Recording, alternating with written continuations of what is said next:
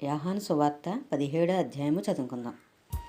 యేసు ఈ మాటలు చెప్పి ఆకాశం వైపు కన్నులెత్తి ఇట్లనెను, తండ్రి, నా గడియ వచ్చి ఉన్నది. నీ కుమారుడు నిన్ను మహిమపరచినట్లు నీ కుమారుని మహిమపరచుము.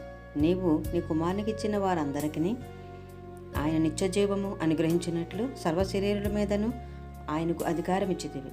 అద్వితీయ సత్యదేవుడివైన నిన్నును నీవు పంపిన యేసు క్రీస్తును ఎరుగుటయే నిత్యజీవము. చేయుటకు నువ్వు నాకు ఇచ్చిన పని నేను సంపూర్ణముగా నెరవేర్చి భూమి మీద నిన్ను మహిమపరిచితిని. తండ్రి, లోకము పుట్టకమునుపు నీ యొద్ద నాకు ఏ మహిమ ఉండునో ఆ మహిమతో నన్ను ఇప్పుడు నీ యొద్ద మహిమపరచుము. లోకము నుండి నీవు నాకు అనుగ్రహించిన మనుషులకు నీ నామమును ప్రత్యక్షపరిచితిని. వారు నీ వారై ఉండిరి. నీవు వారిని నాకు అనుగ్రహించితివి. వారు నీ వాక్యము గైకొని ఉన్నారు.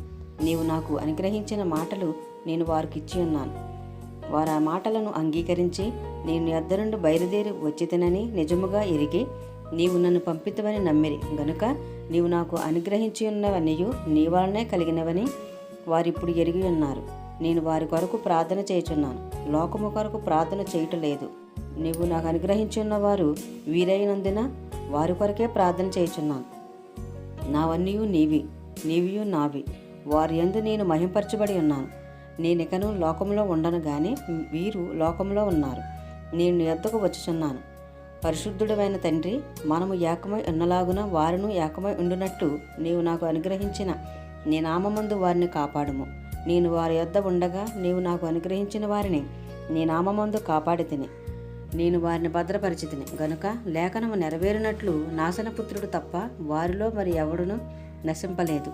ఇప్పుడు నేను నీ యొద్దకు వచ్చుచున్నాను. నా సంతోషము వారి యందు పరిపూర్ణమగునట్లు లోకమందు ఈ మాట చెప్పుచున్నాను. వారికి నీ వాక్యం ఇచ్చి ఉన్నాను. నేను లోక సంబంధిని కానట్టు వారును లోక సంబంధులు కారు గనుక లోకము వారిని ద్వేషించును. నీవు లోకములో నుండి వారిని తీసుకుని పొమ్మని నేను ప్రార్థించటం లేదు గాని దుష్టుని నుండి వారిని కాపాడుమని ప్రార్థించుచున్నాను. నేను లోక సంబంధిని కానట్టు వారును లోక సంబంధులు కారు. సత్యమందు వారిని ప్రతిష్ఠ చేయుము. నీ వాక్యమే సత్యము. నీవు నన్ను లోకమునకు పంపిన ప్రకారము నేనును వారిని లోకమునకు పంపితిని. వారును సత్యమందు ప్రతిష్ఠ చేయబడినట్లు వారు కొరకై నన్ను ప్రతిష్ఠ చేసుకొనుచున్నాను. మరియు నీవు నన్ను పంపితివని లోకము నమ్మునట్లు తండ్రి, నా యందు నీవును నీ యందు నేనును ఉన్నలాగున వారును మన యందు ఏకమై ఉండవలనని వారి కొరకు మాత్రము నేను ప్రార్థించుటలేదు. వారి వాక్యం వలన నా యందు విశ్వాసముంచు వారందరూ ఏకమై ఉండవలనని వారి కొరకు ప్రార్థించుచున్నాను.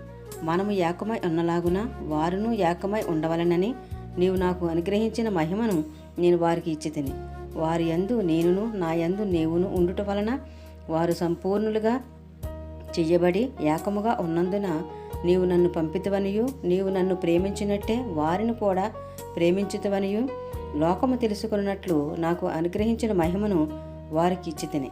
తండ్రి, నేనెక్కడ ఉందునో అక్కడ నీవు నాకు అనుగ్రహించిన వారును నాతో కూడా ఉండవలననియు నీవు నాకు అనుగ్రహించిన నా మహిమను వారు చూడవలననియు కోరుచున్నాను.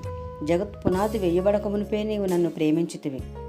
నీతి స్వరూపుడగు తండ్రి, లోకము నిన్ను ఎరగలేదు, నేను నిన్ను ఎరుగుదును. నీవు నన్ను పంపితవని వీరు ఎరిగి ఉన్నారు. నీవు నా యందు ఉంచిన ప్రేమ వారి యందు ఉండునట్లును నేను వారి యందు ఉండునట్లును వారికి నీ నామమును తెలియజేసి తిని ఇంకనూ తెలియజేసేదనని చెప్పాను.